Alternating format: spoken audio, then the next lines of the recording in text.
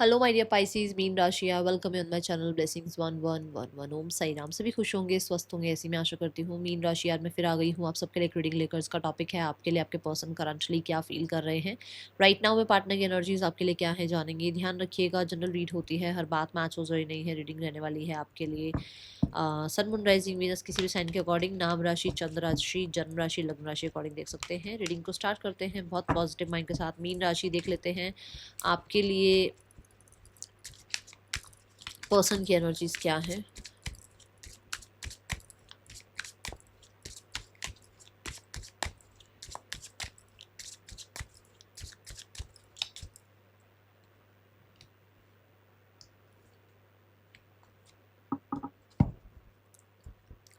Mean राशि आपके person की एनर्जी इस समय क्या है, that is page of cups.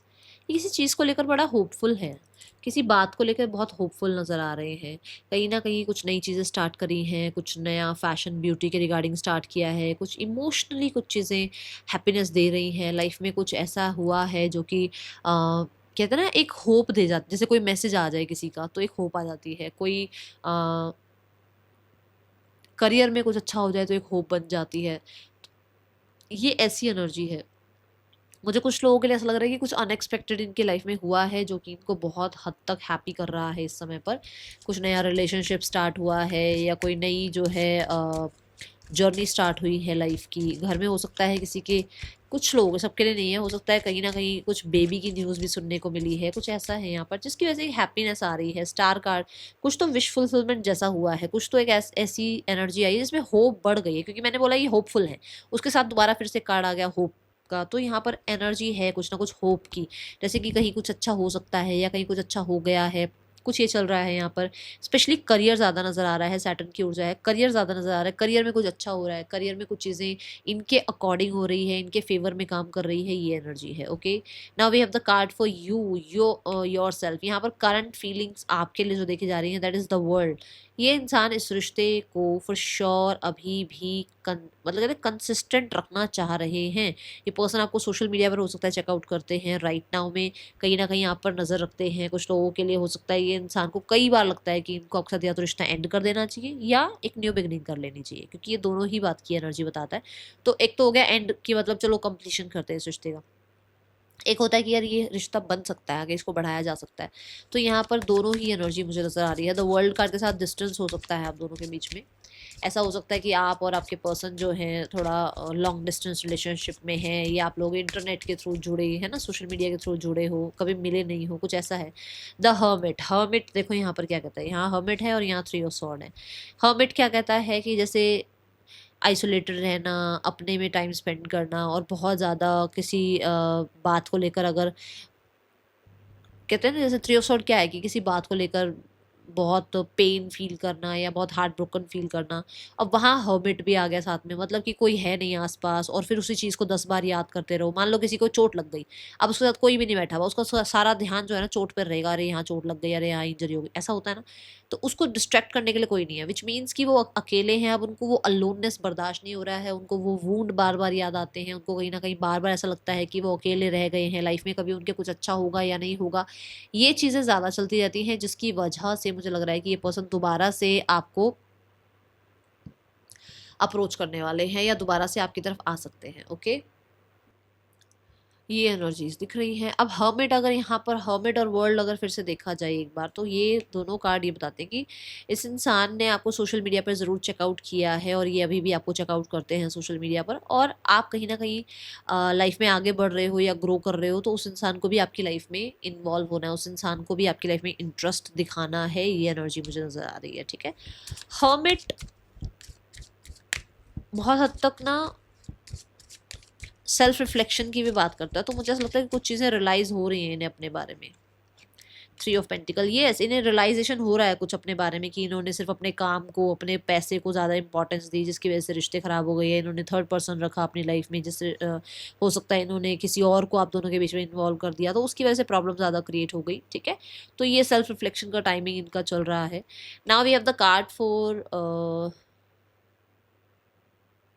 Intentions. The moon आया है। इंटेंशंस देखो वही है कि कभी हाँ कभी ना, कभी बहुत मन करता है कि इस रिश्ते को दूर तक ले जाएं, कंसिस्टेंट रहें, कई बार इस पे डाउट आ जाता है। तो ये चल रहा है यहाँ पर। मून कार्ड किसी भी तरीके की इंटेंशंस को अभी रिप्रेजेंट नहीं कर रहा है।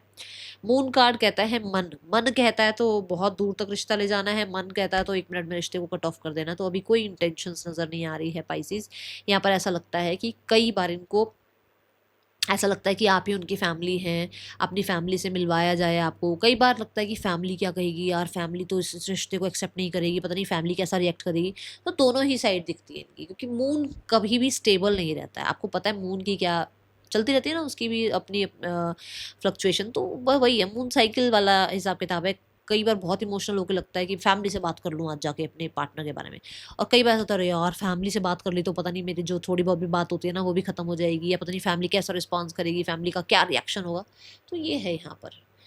कई बार ऐसा होता है अरे यार ये फैमिली, इसी इंसान के साथ फैमिली बनानी है, बट कई बार लगता है अरे यार ये फैमिली संभाल भी लेगा इंसान। तो ऐसा मूड है इनका। बताओ अब इसमें कोई इंटेंशन नजर नहीं आ रही, बट कुछ मैं जो अगर अगर मैं इसको एक लाइन में सम अप करूँ तो मुझे ऐसा लगता है कि इस इंसान को, इस रिश्ते को हिडन चलाना है अभी।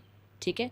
Now we have the card for blockage. Blockage है 8 ऑफ कप्स। 8 ऑफ कप्स फिर से यही बात कि मुझे इमोशनली अभी अनअवेलेबल नज़र आ रहे हैं। ये आप दोनों के बीच में इमोशनल बॉन्ड नहीं है, विड्रॉ करते हो आप दोनों के दोनों जो है ना, ज़्यादा इमोशनली इस रिश्ते को।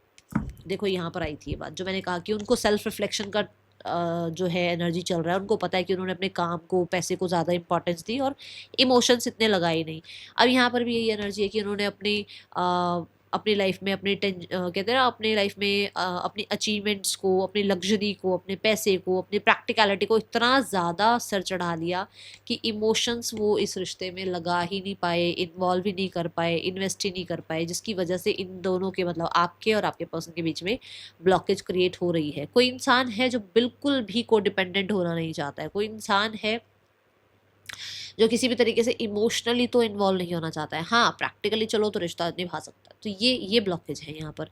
कोई है जो जिम्मेदारियां नहीं उठाना चाहता, कोई है जो बहुत ज़्यादा इस चीज़ से उम्मीदें नहीं रखना चाह रहा है, या आप भी हो सकते हैं, आपके पर्सन भी हो सकते हैं। 9 ऑफ पेंटिकल्स की ऊर्जा ऐसी है कि जो जिसको फ्रीडम बहुत पसंद है। जैसे हर्मिट भी फ्री रहना चाहता है, हर्मिट भी रिस्पॉन्सिबिलिटीज में बनने वाला कार्ड नहीं है, उसको भी अकेलापन ज़्यादा पसंद है। यहाँ पर वही बात है कि चैलेंज ही ये है कि दोनों में से कोई एक है ऐसा है जिसके ज़्यादा फ्रेंड्स भी नहीं होंगे, जिसको ज़्यादा पैसा पैसा पैसा की लगी रहेगी, जो ज़्यादा लोगों को अपनी लाइफ में इन्वॉल्व नहीं करेगा, जो ज़्यादा इमोशनली भी डील नहीं करेगा। तो फिर वो रिश्तों में कहीं ना कहीं प्रॉब्लम तो आएगी ही आएगी ना। ये एनर्जी है यहाँ पर मीन राशि। ठीक है। पर्सन ऑन योर माइंड, कुछ लोगों के लिए स्ट्रेट फॉरवर्ड जो एक मैसेज आ रहा है यहाँ से ब्लॉकेज का, दैट इज ड्रिंकिंग या स्मोकिंग की प्रॉब्लम है। यहाँ एडिक्शंस बहुत ज़्यादा हावी हो जाती हैं आप दोनों के रिश्ते को ना, एडिक्शंस ने ख़राब कर रखा है। ठीक है। Apology, give me one last chance, I want to sort it out. चीज़ों को ठीक करना चाहते हैं भाई, फिक्स करना चाहते हैं। Attraction, I am fascinated with your beauty but not serious. कई बार बहुत सीरियस, कई बार बिल्कुल भी सीरियस नहीं। ठीक है। Waiting for your reply, hope you will understand me. आप अंडरस्टैंड करो, वो जो मर्जी करें। ठीक है।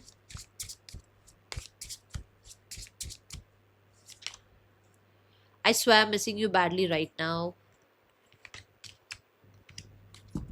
ये मुझे एनर्जीज नज़र आ रही है। कंप्लेंट उनको आपसे ही है, खुद ही गलतियां करके आपसे कंप्लेंट कर रहे हैं। अब आप देख लो आपके पर्सन की एनर्जी दिखती है अभी तो मुझे। ONEVNAHYV पर्सन के या आपके नेम इनिशियल्स हो सकते हैं। इस इंसान को जब भी आपकी याद आती है तो इनका क्या इमोशन साइड बाहर निकलता है, लेट्स चेक। इस इंसान को जब भी आपकी याद आती है तो इनका कौन सा इमोशनल साइड आता है नज़र, लेट्स चेक।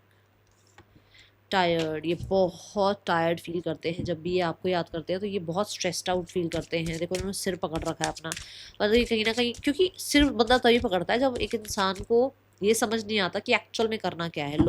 लो वाइब्रेशन आ जाती है। देखो 5 ऑफ सॉर्ड्स की एक्चुअल में कन्फ्लिक्टेड जो इंसान है, जिसको ये पता है कि नहीं याद करना, तो वो याद करेगा ही नहीं। जिसको ये पता है कि हाँ याद कर सकते हैं, चीज़ें ठीक कर सकते हैं, वो इंसान टायर्ड फील करेगा।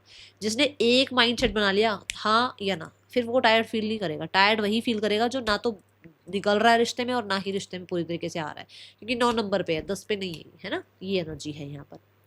इस इंसान का नेक्स्ट एक्शन आपके लिए क्या हो सकता है मीन राशि?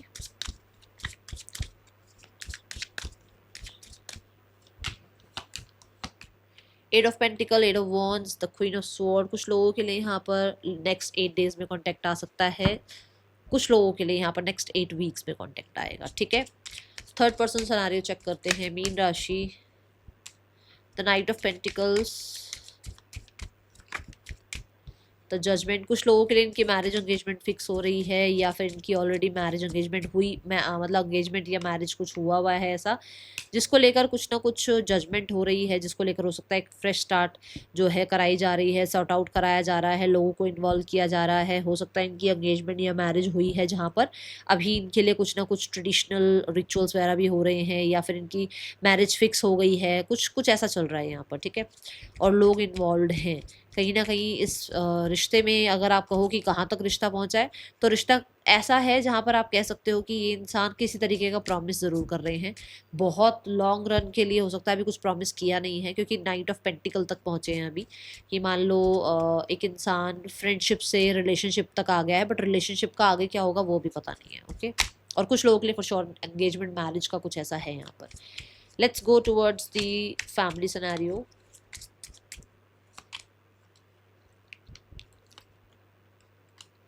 फैमिली न्यू बिगनिंग कराना चाह रही है, फैमिली रीयूनाइट कराना चाहती है, फैमिली कम्युनिकेशन कराना चाहती है आप दोनों का।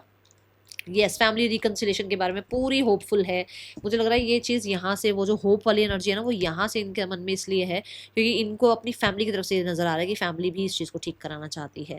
See the S of pentacles. Yes, family के दिमाग में भी है S of cups, S of pentacle, page of cups, the temperance, the lovers. ये सारे कार्ड मिलकर ये बताते हैं कि फैमिली फॉर श्योर रीयूनाइट कराना चाहती है, फैमिली आप दोनों को अंडरस्टैंड कर रही है, फैमिली आप दोनों को कम्युनिकेट कराना चाहती है, ताकि एक न्यू बिगनिंग आप दोनों के बीच में हो पाए। ठीक है, ये आप लोगों के लिए, कुछ लोगों के लिए ना नवंबर टू दिसंबर के बीच में हो सकता है, क्योंकि यहाँ पर मुझे इसी एक महीने की एनर्जी ज़्यादा नज़र आ रही है, नवंबर से दिसंबर के बीच में। ओके, आपके लिए क्या गाइडेंस है मीन राशि? राशियाँ यहाँ 12 की 12 हैं। Be bold and make the first move. आपको कहा जा रहा है बोल्ड रहो, अपनी बात अगर कहनी है तो बात कहने से डरना नहीं है। जब भी बात हो, जब भी कोई सामने से कॉन्वर्सेशन आए, तो अपनी बात भी रखनी है और दूसरे की बात को भी सुनना है।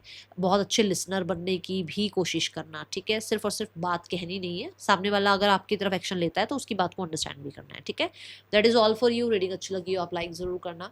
हाँ, यहाँ पर अगर आपको लगता है कि आपको एक एक्शन लेना चाहिए, आपको एक इनिशिएट लेना चाहिए, क्योंकि ये जनरल रीड है, तो यहाँ पर लिखा हुआ आ गया कि bold and make first move, तो ये मैं ये नहीं कहूँगी कि आप एक्शन ले लो, क्योंकि ये जनरल रीड है। अगर आप पर्सनल रीडिंग में पता करते हैं कि हाँ भाई एक्शन ले सकते हैं, तो एक अलग बात है। बट इस रीडिंग को देखकर आप कहो कि मैं एक्शन ले लूँ उस इंसान की तरफ, तो मैं इसको ये कहूँगी अभी एक्शन मत लेना, पॉज रखना, क्योंकि यहाँ से मुझे नजर आ रहा है कि एक्शन आ सकता है और आपके पर्सन की एनर्जीज में भी दिखा था एक्शन आ सकता है। ठीक है, that is all for you. Reading अच्छी लगी हो लाइक करना। Thank you so much. Om Sai Ram.